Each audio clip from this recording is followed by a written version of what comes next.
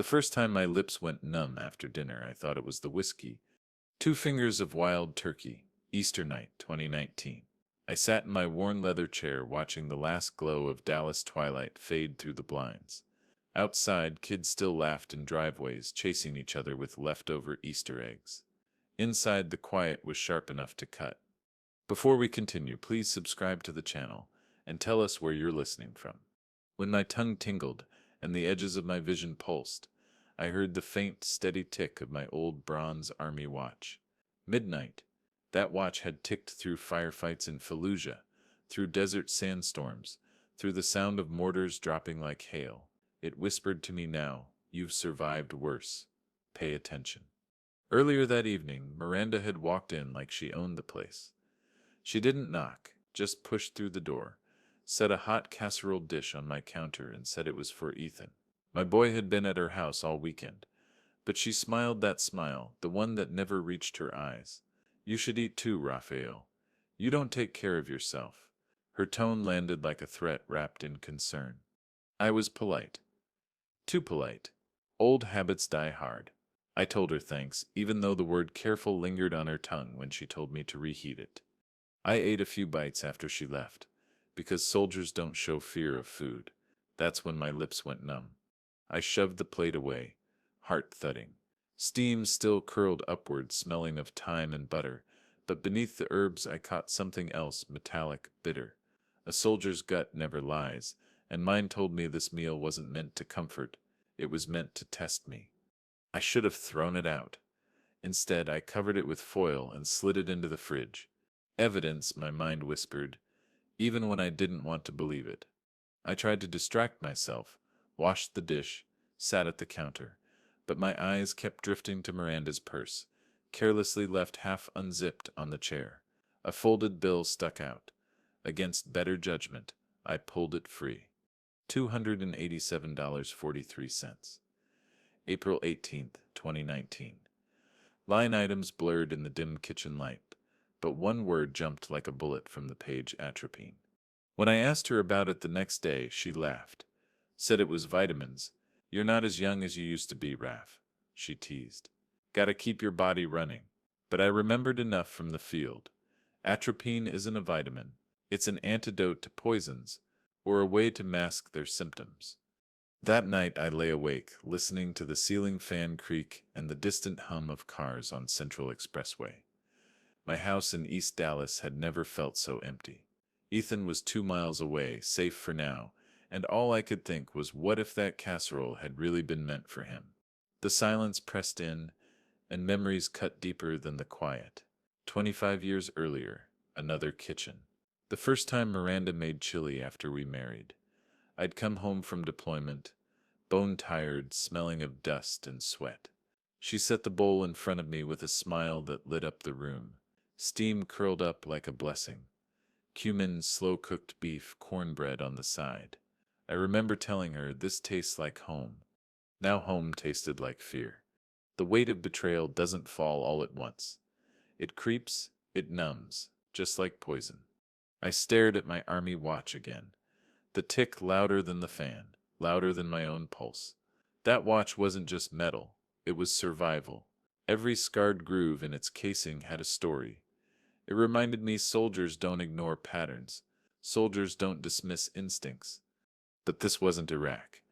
This was Dallas. This was my kitchen, my ex-wife's casserole, and my son trusting me to live long enough to teach him how to drive, how to take over the workshop, how to carry our name forward. I sat at the counter until dawn, staring at the foil-wrapped dish.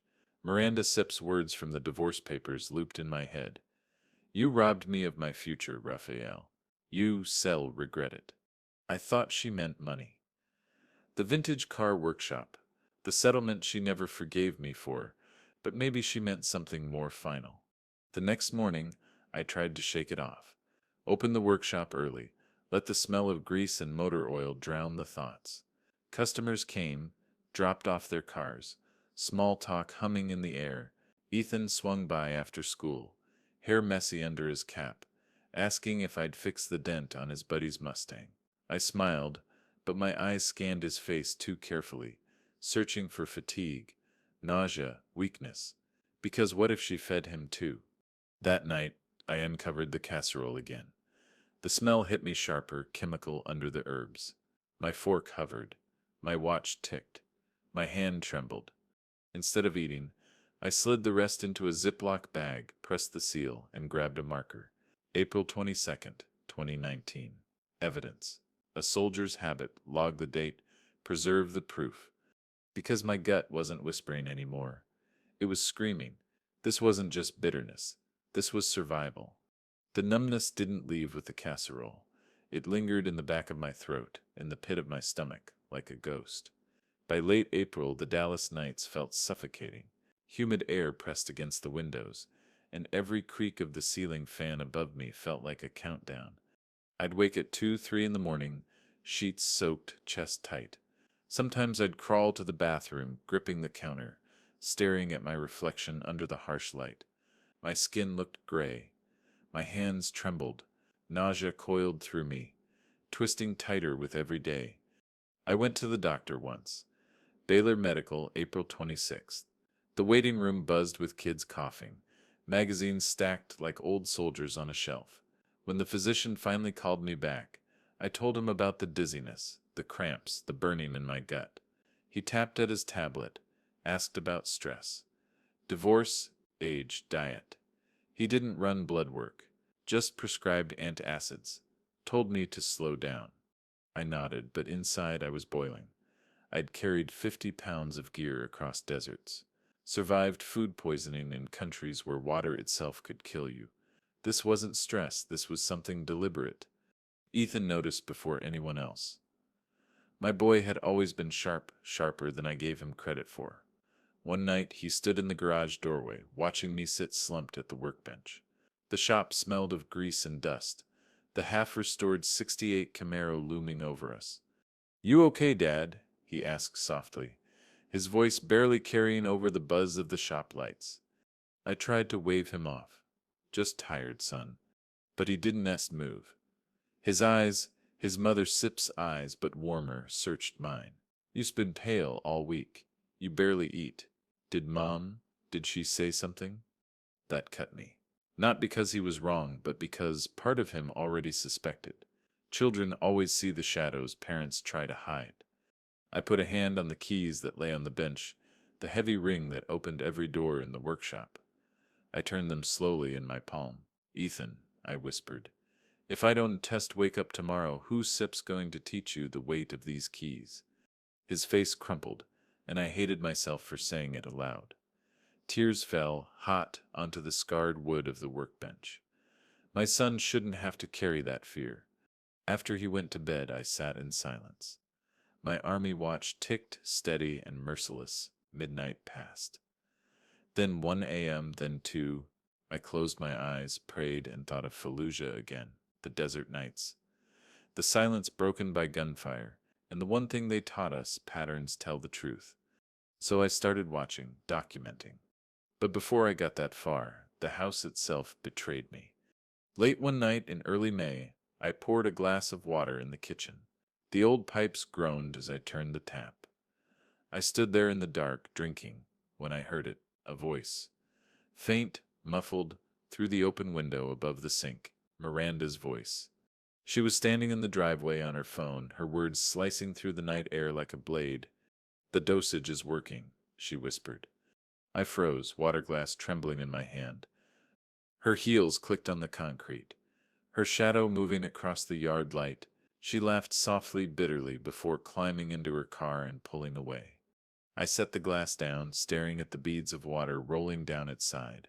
Every doubt I'd forced myself to swallow shattered in that moment. This wasn't paranoia. This wasn't stress. This was murder, slow and deliberate. I picked up my watch, listening to its tick. The same rhythm I'd heard in foxholes and desert camps. Different battlefield, same enemy, someone who wanted me gone. But unlike Iraq, this wasn't about orders or duty. This was personal. And now I had my first proof. Not a receipt, not a pill bottle, just her words whispered into the night. Enough to etch itself into my memory, word for word. I locked the doors, checked the windows, rechecked them. My body trembled, but my mind sharpened. Soldiers don't quit. Soldiers adapt. That night, I wrote one sentence in the old leather notebook I kept by the bed. A sentence I underlined twice.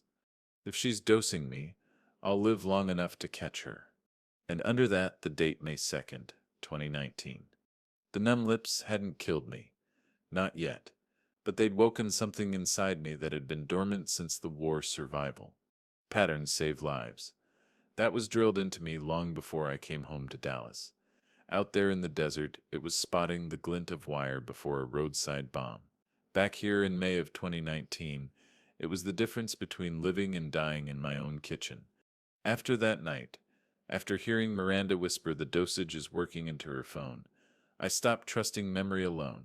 A soldier doesn't fight on instinct forever. He records, cross-checks, confirms. So I dug out my old leather-bound notebook, the one with sand still lodged in its spine from Iraq. Its first entry had been coordinates scrawled in pencil under a red moon. Now, years later, I pressed my pen to a clean page and wrote, May 2nd, 2019. Numb lips, stomach cramps. Overheard her in driveway, dosage is working. I underlined it twice. From then on, I logged everything. Times, meals, symptoms. If I drank water and felt dizzy within an hour, I noted it. If my tongue tingled after a bite of casserole, I noted it. By the end of the first week. The pages looked like a war journal. May 5th, 10:15 p.m. Ate half casserole, numb lips, blurred vision. May 7th, 8 a.m. Coffee fine, toast fine, no symptoms. May 8th, 9:30 p.m. Soup left on porch. Nausea within 40 minutes. It became routine. Eat, wait, write, like timing coordinates for artillery. But I knew notes weren't enough. I needed proof she couldn't deny. So I bought a small freezer unit and slid it into the corner of my garage workshop behind the shelves of carburetors and wrenches. Every suspicious meal went into labeled Ziploc bags.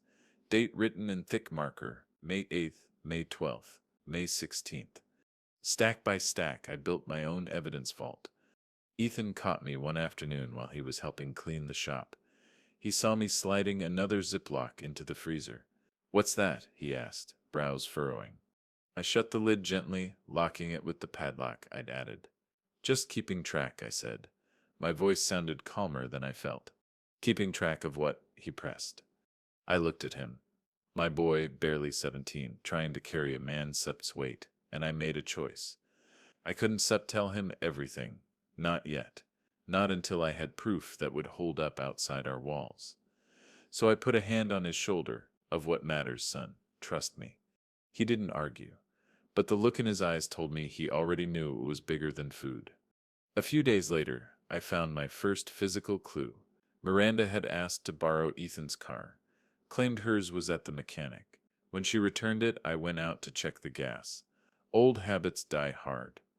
That's when I saw it, tucked under the passenger seat. A small paper bag. The pharmacy label stared up at me. Inside was a blister pack of pills, and a folded leaflet that listed side effects. Dry mouth, blurred vision, confusion. The name printed in bold at the top made my throat tighten. Atropa belladonna. Belladonna. Deadly nightshade. A poison that had killed more soldiers through history than bullets ever had. I slipped the bag into my jacket, carried it inside, and locked it in my desk drawer beneath the watchful tick of my army watch. That night, I sat at the kitchen table, staring at the leaflet under a single lamp. My pen hovered over the notebook, then pressed hard into the page. May 14th, 2019. Found belladonna in her bag. Confirmed suspicion. No more doubt. But notes and Ziplocs and pharmacy slips still wouldn't be enough. I needed science. Hard, undeniable evidence. That's when I called Laura, my sister. She had been my anchor long before the war, the one who steadied me when I came back fractured. She'd built a name for herself in Dallas as a lawyer, sharp and unflinching. When I told her what I found, there was silence on the other end of the line. Then her voice, calm and cool. Bring me what you got. I'll connect you with someone who can test it. A week later, we sat in her office, sunlight bouncing off shelves of legal books. She slid a card across the desk. Toxicologist, she said simply. Trusted, discreet. I remember staring at that card like it was a weapon, because in my hands, evidence meant survival. That night, I couldn't sleep. I kept flashing back to training in the desert, Sergeant Miller's voice drilling into us. Patterns tell the truth, write everything. If you don't write it, it didn't happen. Back then, it had been coordinates and troop movements. Now it was casseroles and cramps. Different battlefield, same rules. So I leaned harder into the habits that had once kept me alive. I created a coded system in the journal. Squares for meals, circles for drinks, triangles for symptoms, each one cross-referenced with times. It gave me a map, a war map, drawn not of sand and bullets, but of kitchen counters and foil-wrapped plates. By the end of May, I had 32 entries.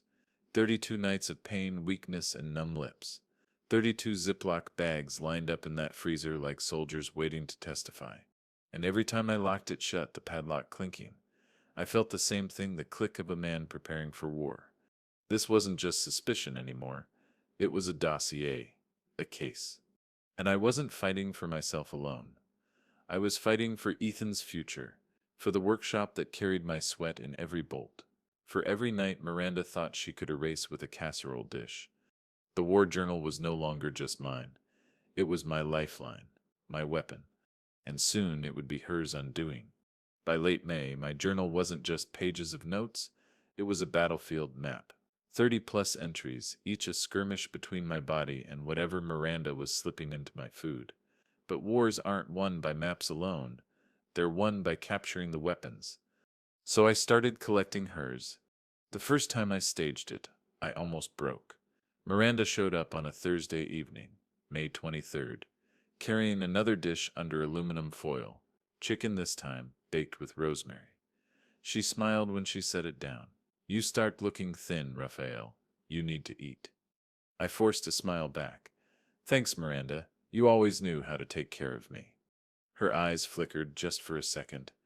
At those words, that was when I knew her care wasn't kindness. It was calculation. I dished some onto a plate, fork poised. The smell was warm, savory, but underneath it the same faint tang I'd come to fear. I forced myself to lift the fork, to chew. Across the table she watched, lips curling into something between satisfaction and triumph. The oven timer in the kitchen dinged, though nothing was cooking. The sound cut the silence like a blade, and in that pause I swallowed. My heart pounded. My throat itched, but I smiled through it. Soldiers don't flinch. Soldiers endure. When she left that night, I scraped the rest into a Ziploc bag, sealed it, and slid it into the garage freezer. May 23rd, 2019. Rosemary chicken. The evidence vault was growing heavy, and with it, my resolve. But I needed more than meals. I needed secondary proof. Things she couldn't claim I faked. So I started saving the small things. Napkins stained with her casserole's glasses she poured drinks into when she dropped by. Even a whiskey bottle I suspected she'd tampered with. I kept the caps tight, labeled every piece with dates and times. My garage, once a sanctuary of engines and oil, had become an evidence lab. Ethan stumbled into it one night. Wide-eyed, he caught me slipping a napkin into a plastic sleeve. "Dad, what are you doing?" he asked, his voice sharp with fear. I held up the napkin, the faint grease stain visible under the light. "Proof," I whispered. His face twisted. "Proof of what? That Mom?" Don't sit. I cut him off. "Not yet, not until I can back it with more than my word." He looked at me like he wanted to scream, but instead he just nodded, his hands balled into fists. "Then let me help." I shook my head. "Not this part, your job is to stay safe." But I could see it in his eyes. The boy was already part of the war, whether I wanted it or not. The next week I tried something different. I poured a decoy glass of whiskey before Miranda came by. When she wasn't looking, I swapped it with another. Later, when she left, I compared them. One smelled faintly bitter, not like oak or rye, something harsher, chemical. I sealed both bottles and marked them with dates. Every click of the freezer padlock, every bag stacked neatly, was the sound of a man cutting the rope she thought she had around his neck. But the hardest part was the act itself. Pretending, pretending I was weaker, sicker, pretending I didn't set notice how she hovered, how her eyes followed the fork to my mouth, how she asked too often if I was feeling okay. One night, I let my hand shake as I lifted the fork. She beamed at me, radiant, like a nurse with a patient on his deathbed. "See," she said softly, "you still need me." I almost spat the food back out. Instead, I swallowed and smiled, letting the poison run its course, just enough to make her believe. After she left, I stumbled to the workbench, pressed my forehead against the cool metal. My keys jingled in my pocket when I pulled them free. I looked at them, the keys to the workshop, the only thing she hadn't taken from me in the divorce, and closed my fist around them. Then I walked to the shop door, slid the bolt shut, and turned the lock hard. The keys clinked, echoing through the empty garage. A symbolic cutoff. She could poison my meals, but she'd never get the workshop. Still, the silence after was suffocating. The oven timer ding from that night replayed in my head. The sound of her satisfaction, the way she looked at me as I swallowed. Different battlefield, same enemy. That night, I wrote in the journal, May 29th, 2019. Chicken with rosemary. Severe nausea within 1 hour. Evidence stored. Witness, none. Keys locked, symbolic cutoff. Each entry was sharper, colder, more clinical. Each bag in the freezer heavier than the last. I wasn't just collecting food. I was collecting her intent, bite by bite. And though the poison weakened me, the evidence strengthened me. Because every Ziploc, every bottle, every napkin told the same story. Miranda wasn't trying to hurt me. She was trying to erase me. But soldiers donned fit vanish. Soldiers gather proof. And when the time came, those bags in my freezer would speak louder than she ever could. Every soldier knows, follow the money, and you'll find the motive. By June of 2019, my freezer was stacked like an evidence locker. But evidence without a motive is just noise. If I wanted to turn suspicion into conviction, I needed to know why. The answer came from Ethan. It was a humid Saturday morning, June 8th. The workshop was buzzing with noise, wrenches clinking, an engine coughing back to life. Ethan had been rummaging around in the file cabinet in my office, looking for his birth certificate to register for his summer job. Instead, he came out pale, clutching a manila folder. "Dad," he whispered, setting it on the workbench between us.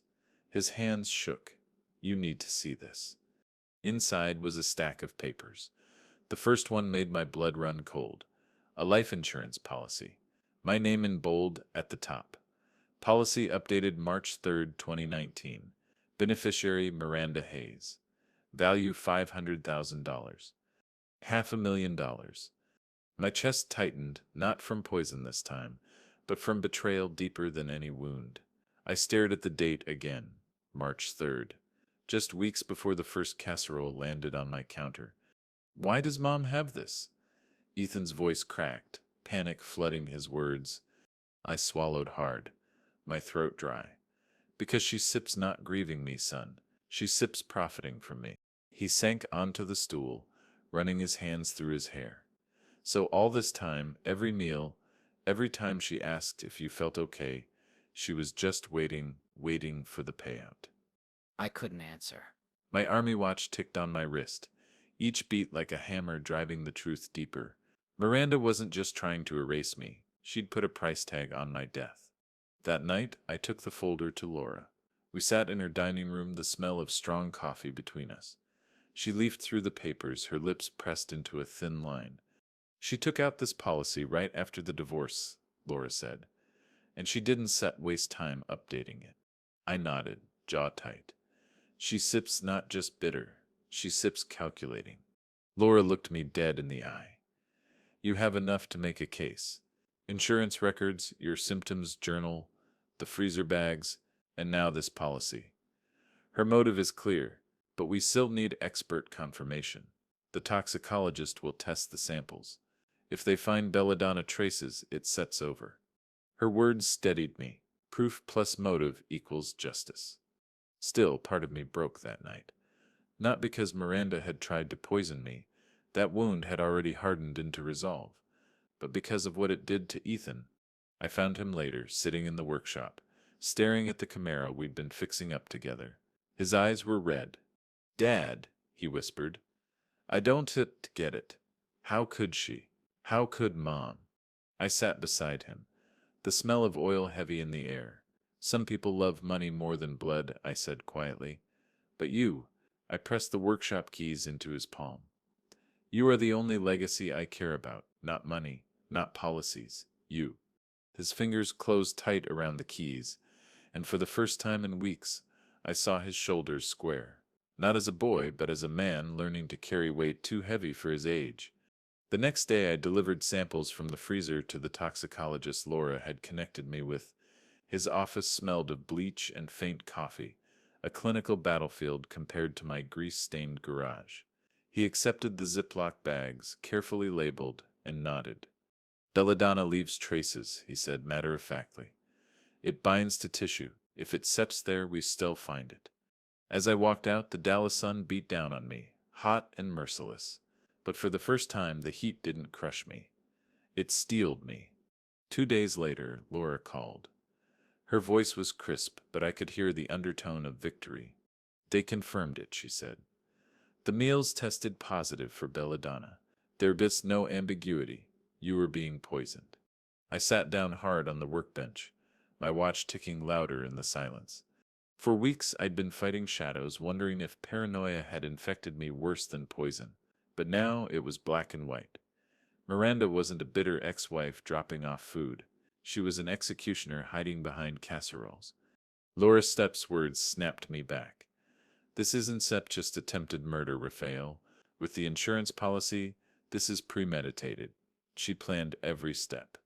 I pressed my hand against the cold metal of the Camaro hood, steadying myself. "Then it sets time to stop surviving," I said slowly. "It sets time to fight back." That night, Ethan sat across from me at the dinner table, pushing food around his plate. I hadn't let Miranda bring meals for over a week, and the silence in the house felt cleaner without her. But the weight on my son's face was unbearable. "She almost got away with it," he said bitterly. I looked at him steady. "She won set. Got proof, motive, and now science. And when this goes to court, she set face justice." He nodded, but his eyes stayed wet. "I just wanted a mom, Dad, not this." I reached across the table, gripping his hand. "And I wanted a wife who kept her vows. But she made her choice. Now we make ours. We stand, we fight." The tick of my watch echoed between us. Steady as ever. The same watch that had counted my heartbeats through combat now counted down to Miranda's reckoning. Because war isn't just fought on battlefields. Sometimes it's fought in kitchens, in courtrooms, in insurance clauses hidden in manila folders. And this war was far from over. Memorial Day in Dallas has a rhythm all its own. Flags on porches, the smell of barbecue drifting through every neighborhood, the sound of laughter spilling into humid May air. But for me, 2019 wasn't celebration. It was camouflage. I needed Miranda to believe I was weakening, that her plan was working. And there was no better stage than a neighborhood gathering, where every eye was watching, every laugh hiding the tension just under my skin. Our neighbor Jim Holloway had invited us to his backyard cookout. Rows of folding chairs, paper plates stacked high, red and blue streamers fluttering lazily in the Texas sun. Ethan wanted to go, wanted me to look normal. I agreed because appearances were part of the war now. When we arrived, Miranda was already there. She wore a red sundress, hair pinned back, her smile wide enough to fool everyone but me. She greeted people with hugs, carried trays of food like a perfect guest. To anyone else, she was the picture of charm. To me, she was a wolf wearing lipstick. I felt my stomach twist when she placed a glass of iced tea in my hand. "You need to stay hydrated," she said sweetly. Her eyes searched mine like she was waiting for cracks to show. I lifted the glass, letting the ice clink softly, and took a slow sip. The liquid slid down bitter, not sweet. My throat burned faintly. I swallowed hard and forced a weak smile. Across the yard, Ethan caught my eye. He gave the smallest nod, like a soldier signaling across enemy lines. I knew he understood this wasn't refreshment. This was evidence. The heat bore down, and sweat pooled at my temples. My army watch ticked beneath my cuff, a steady drumbeat against my skin. It reminded me of desert patrols. Heat, exhaustion, eyes always scanning, except this time, the battlefield was paper plates and laughter. I slumped slightly in my chair, letting my shoulders sag, my eyelids heavy. I wanted Miranda to see weakness, to taste victory. And she did. Her smile widened as she leaned toward a neighbor, whispering something that made her laugh softly. Every move I made was theater, pretending to stumble when I stood, pretending to grip the arm of the chair like I needed balance. Each performance piece carefully measured. Let her believe the poison was hollowing me out. But inside I was steel. When no one was looking, I slipped the rest of the iced tea into a thermos I'd hidden in my bag. Evidence sealed. The act was mine again. Later, as the barbecue smoke thickened and fireworks testers cracked faintly in the distance, Miranda brought me a plate stacked with ribs and potato salad. I forced myself to take a bite. Even as the metallic tang hit my tongue, my hand trembled just enough to convince her I was fading. She leaned closer, voice low, almost tender. "You'll be okay, Rafael. Just let me take care of you." Her words sent a chill through me, deeper than the Texas heat. Care, always that word. But her care was poison, slow and deliberate. Ethan sat beside me, silent, his jaw tight. At one point he slid his hand under the table, squeezed mine. His palm was clammy, his grip desperate. I turned to him, whispering so no one else could hear. "Steady, son. We said are almost there." He nodded, but I saw the storm in his eyes. A boy forced to grow up in the shadow of his mother's betrayal. By dusk, neighbors gathered near the flagpole in Jim's yard, hands over hearts as someone recited the pledge. Fireflies blinked in the grass, kids waved sparklers, and I stood there swaying slightly, letting the performance carry through. My watch ticked steady against my wrist, each second a reminder. Hold out, hold strong, hold proof. When the ceremony ended, Miranda slipped her arm through mine, guiding me toward the car like a dutiful ex-wife caring for her fragile former husband. To the neighbors, she looked like kindness personified. To me, she felt like a hand tightening a noose. But as I sank into the passenger seat, my mind wasn't on weakness. It was on war. Later that night, after Ethan went to bed, I sat alone in the garage. The thermos of tea sat on the workbench beside me, condensation dripping down its side. I wrote in my journal under the single yellow bulb, May 27th, 2019. Memorial Day barbecue. Iced tea bitter. Symptoms mild but deliberate. Evidence secured. Witness Ethan. The freezer hummed behind me, each bag inside a frozen testimony. The thermos clinked softly as I sealed it into a container. Every piece mattered. Every sip, every bite. I leaned back, staring at the Camaro's hood, my reflection warped in its chrome. My father had once told me legacies aren't about money. They're about survival, about what you leave behind that still breathes when you're gone. That car, that workshop, Ethan. Those were my legacy, and I wasn't going to let Miranda buy them with a $500,000 payout. The barbecue had shown me something important. She wasn't just poisoning in private. She was bold enough to lace drinks under the sun, in front of neighbors, trusting that no one would notice the difference between sickness and summer heat. That arrogance would be her undoing. Because arrogance leaves fingerprints, and I was collecting them, one by one. As I closed the journal, the watch ticked louder in the silence. For a moment, I pressed it against my ear, hearing not just time but survival. Every second that passed was one Miranda thought she owned. But she didn't.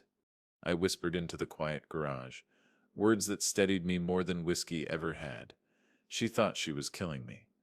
But I sat feeding her rope, and I wrote it down, dated it, underlined it. July 4th, 2019, Independence Day.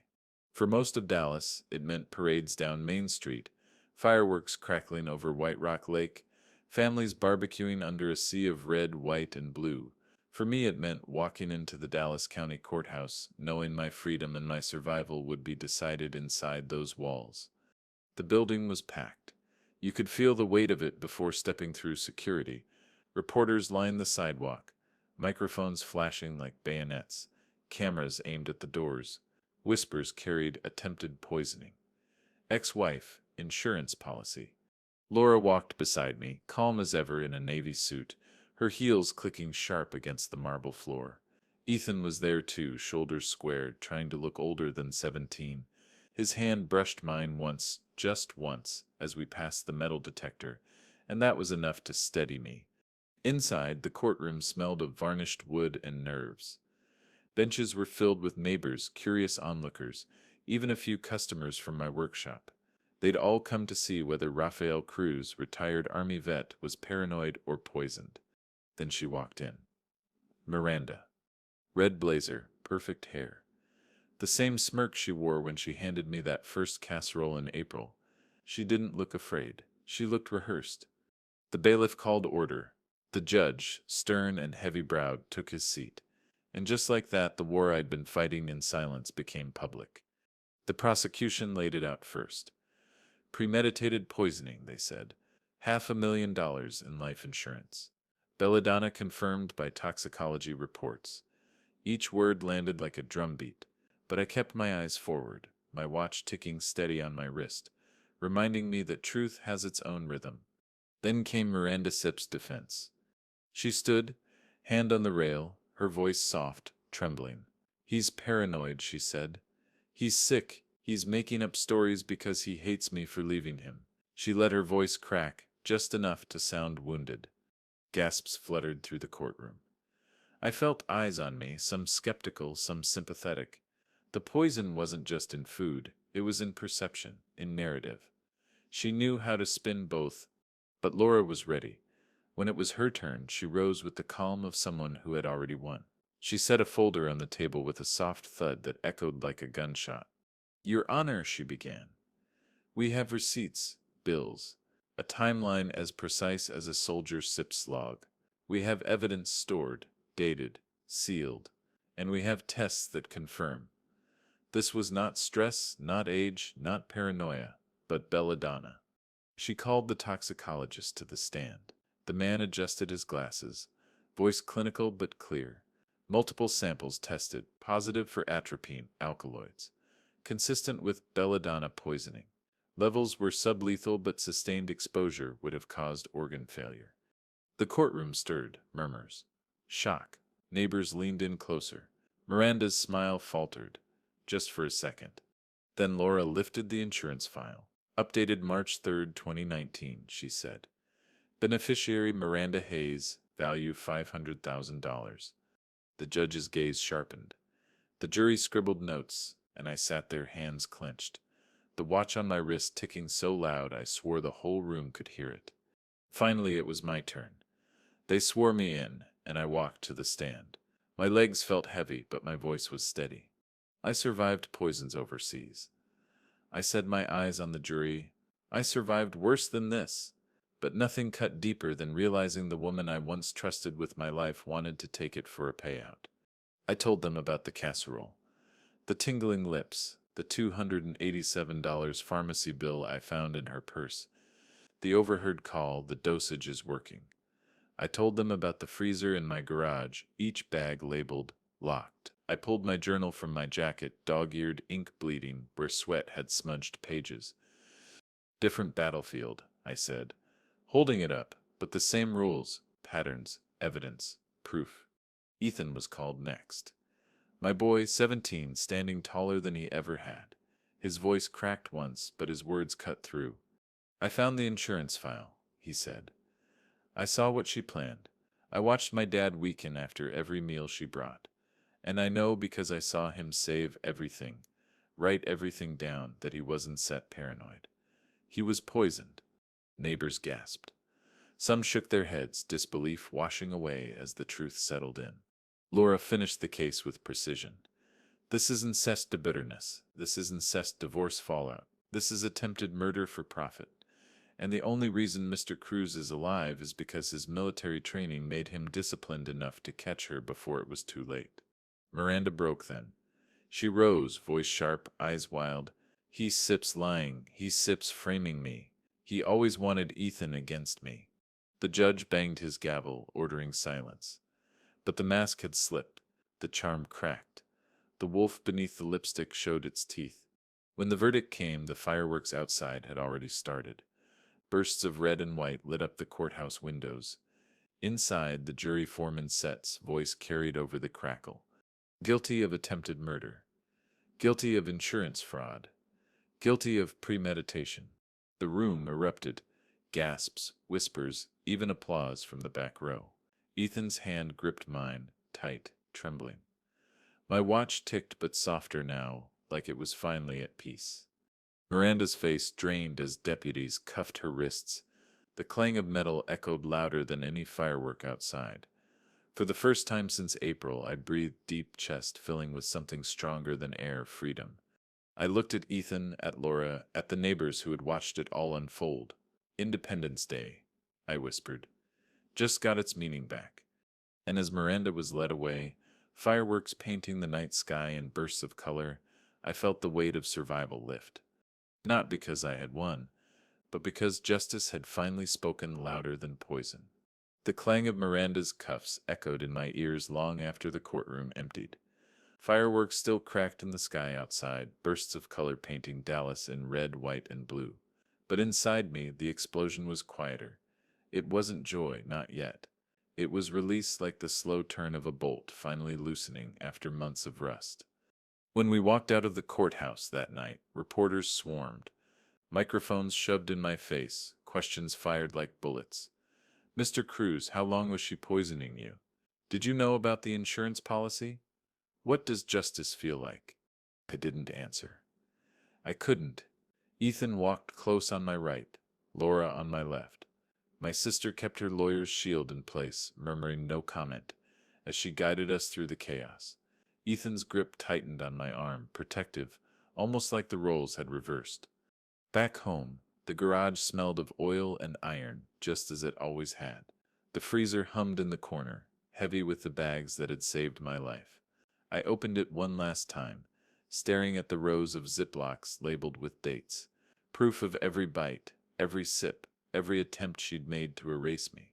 I whispered into the cold air, "You didn't mistake me, Miranda. You caged yourself."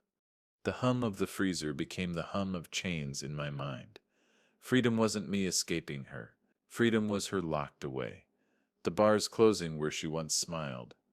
Ethan came in, his hair still messy from the courtroom chaos. He dropped onto the stool by the Camaro, silent. I sat across from him, and for a long time we just listened to the tick of my watch. Finally, he broke it. "Dad," he said softly, "you didn't just fight for you. You fought for me." His words hit harder than any gavel. My throat tightened. I looked at him, not the boy who used to sit on my shoulders at parades, but the man he was becoming, forged in betrayal and survival. I fought because I couldn't let her win. I told him, not over me, not over you, not over this legacy. I tapped the workbench, the keys glinting under the bulb. This workshop, these cars, this family name. You sell, carry it now, but not with fear, with strength.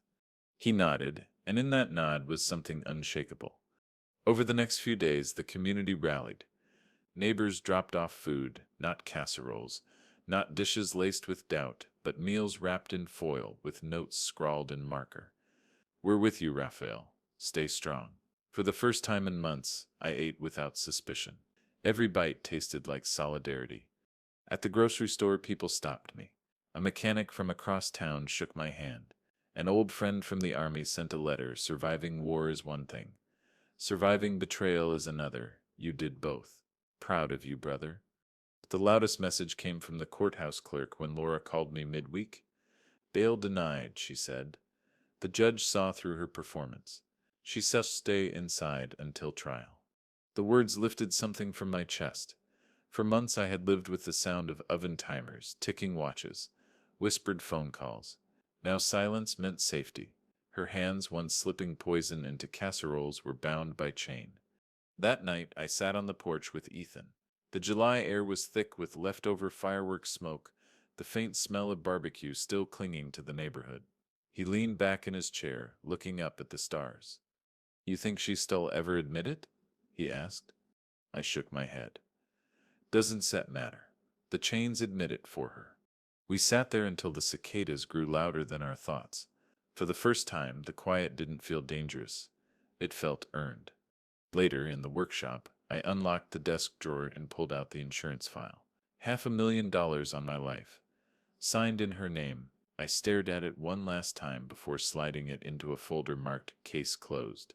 Because that's what it was now, closed. She'd never touch a cent of it. I looked at my watch. The tick was softer now. Not the frantic hammer of survival, but the steady rhythm of living. I set it on the workbench beside the keys. Two symbols of everything I'd carried, time and legacy. Ethan walked in, picked up the keys, and jingled them once. The sound was lighter than before. Not a burden, but a promise. Feels different now, he said. It should, I answered. They sift her not just keys anymore. They sift her freedom.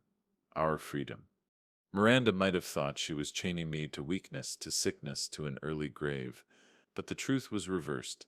The chain was hers to carry now. Freedom isn't always the absence of weight. Sometimes it's knowing the weight belongs to someone else, and as I closed the garage for the night, I felt it independence. Not just because of the holiday, not just because of the verdict, but because the poison was gone, the threat was caged, and the future finally felt open again. The trial date was set for September, but by mid-July, Miranda was already a ghost in my life. Not because she was gone, but because everything she'd left behind reeked of her intent. The freezer in my garage still hummed with the bags of evidence, each one carrying her handwriting in spices, sauces, and deceit. There was one bag I hadn't touched since the day I stored it. Her last casserole, a beige dish of pasta and cheese, frozen in time with her fingerprints all over it, dated June 30th, 2019. The final weapon she ever handed me. I pulled it out one humid evening, set it on the counter, and stared. The frost melted slowly, droplets of water sliding down the plastic like sweat on glass. My stomach twisted, not from poison this time, but from memory. I remembered another casserole, years ago, our first apartment after I came home from deployment. Miranda had surprised me, candlelight on the table, a dish bubbling in the oven. She wore an apron, her hair tied back, her eyes shining with pride. I'd taken that first bite and told her it was the best thing I'd ever tasted. Love had been baked into every layer then.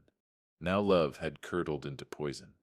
I stood there holding the bag, listening to the tick of my watch. Ethan walked in, stopping cold when he saw it. "You're not thinking of eating that, are you?" he asked, voice sharp with alarm.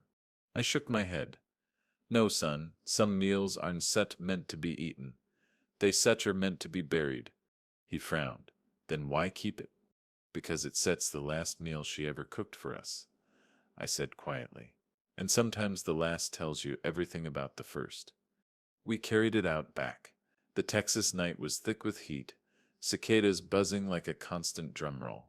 I set the casserole dish on the grill, lit a match, and watched flames curl around it. The plastic blackened, the cheese bubbled, smoke rising into the dark sky. Ethan stood beside me, arms crossed, his jaw tight. The smell was acrid, chemical, nothing like food. Neighbors peeked over fences, curiosity sparking when they saw smoke. But no one asked questions. They knew the story by now. As the dish burned, memories collided. Her first chili warm and safe. Her last casserole cold and lethal. The arc of a marriage in 2 meals. The beginning and the end, both on fire now. The smoke rose higher, carrying away years of deception. I whispered, not to Ethan, not to the neighbors, but to myself. Her food didn't kill me. It killed every memory of her. The flames hissed louder, consuming the last tangible proof of her care-turned weapon. My chest felt lighter with each crackle. Not because I was destroying evidence. Laura had copies, labs had results. But because I was destroying the symbol. The act of cooking, once sacred between us, was now ashes. Ethan broke the silence. "Feels like the end, doesn't set it." I nodded. "It is the end. Not of us, not of family, but of her shadow here." We let the fire burn until nothing remained but charred scraps. Then I closed the grill, locked it, and carried the empty dish back inside. The workshop keys jingled in my pocket as I walked. Each clink reminded me of what survived, the cars, the shop. my son. The watch ticked steady, marking time not as survival anymore, but as reclamation. Later that night, neighbors gathered in the driveway. Someone brought a cooler of beer, another rolled out a speaker playing soft country music. It wasn't a celebration, not exactly. It was survival, shared and recognized. One neighbor raised a glass. To Raphael, still standing. I raised mine back, the beer cold in my hand. To freedom, I said simply, the kind you earn. The crowd cheered softly, respectful, not loud. Ethan smiled faintly beside me, and in that smile was everything I'd fought for. When the night ended, I sat alone in the garage. The smell of smoke still clung to my clothes. The Camaro gleamed under the light, a project unfinished but alive, just like me. I opened my journal, the pages heavy with ink, and wrote the final entry about her meals. July 15th, 2019. Last casserole destroyed. Symbolic end, legacy intact. Future secured. I closed the notebook, pressed my palm against the cover, and exhaled. That chapter was done. The last meal she ever cooked was gone, reduced to ash, and with it every memory of trust she had ever twisted. Poison doesn't always come in bottles. Sometimes it comes in smiles. That thought stayed with me through the quiet weeks after Miranda's conviction. The trial wasn't over. Sentencing still loomed in the fall, but the verdict had already carved her place in history. To the state of Texas, she was guilty. To me, she was a memory I refused to carry forward. By late July, the city had returned to its rhythm. Neighbors mowed lawns, flags still fluttered on porches from Independence Day, and the hum of cicadas filled every evening. I found myself back in the workshop most nights, sleeves rolled up, grease under my nails, the Camaro's hood open like a patient waiting for revival. Ethan worked beside me, learning torque patterns, spark plug gaps, how to listen to the subtle whine of an engine and know what it needed. He didn't say much those nights, but he didn't have to. His presence was enough. Every turn of the wrench, every clink of metal against metal, felt like time healing, slow, steady, honest. One evening after we locked up, Ethan lingered by the workbench. My watch ticked softly on my wrist. Steady as ever, he stared at it, then at the keys, glinting beside it. "You ever think about taking it off?" he asked. I looked down at the bronze face, scarred from sand and time. "This watch kept me alive more times than I can count," I said quietly. "It reminded me of discipline, of survival. Without it, I might have missed the signs." He nodded. "But maybe now you don't need it for survival. Maybe you need it for something else." His words sank deep. He was right. The watch had been my lifeline through war and betrayal. But survival wasn't my story anymore. Legacy was. The next day, I sat at the kitchen table with my journal. I flipped through the pages, symptoms logged, meals dated, words etched with shaking hands. Each entry told a story of fear, discipline, and defiance. I stopped at the last one, written the night we burned the casserole, July 15th, 2019. Last meal destroyed, future secured. I closed the book and slid it into a box marked case evidence. It no longer needed to sit by my bed. Its purpose was served. That evening I called Ethan into the garage. He wiped his hands on a rag, looking puzzled as I set the watch and the keys on the bench between us. "These kept me alive," I said. My voice didn't tremble. It carried the weight of truth. The watch reminded me time is survival. The keys reminded me legacy is earned, but I don't want to hold them alone anymore. His eyes widened. "Dad," I unbuckled the watch, the cool metal leaving an imprint on my skin. I placed it in front of him. Then I pressed the keys into his palm, the metal clinking softly. "You still carry them now," I said. "Not because I said I'm done fighting, but because it said 'em's time you know what you said 'em fighting for. Not money, not policies, not revenge, but family, legacy, truth." He swallowed hard, his voice breaking. "I don't know if I already." I smiled faintly. "Neither did I, back when I first put this watch on my wrist. You don't wait until you ready, son. You learn as you carry it." The silence between us was heavy, not with fear, but with meaning. He closed his hand around the keys, the watch gleaming faintly under the bulb, and for the first time since April, I felt peace. Later that night, I sat alone on the porch. The Texas air was thick, but it didn't feel suffocating anymore. Crickets sang in the grass, the distant hum of traffic blended with the night. For the first time in months, the silence wasn't an enemy. I thought of Miranda, her laugh in the driveway when she thought I wasn't sat listening, the smirk in court when she called me paranoid, the way she leaned close and whispered, "Just let me take care of you." Those moments would never leave me. Poison isn't just in food, it's in memory. It lingers, creeps, numbs.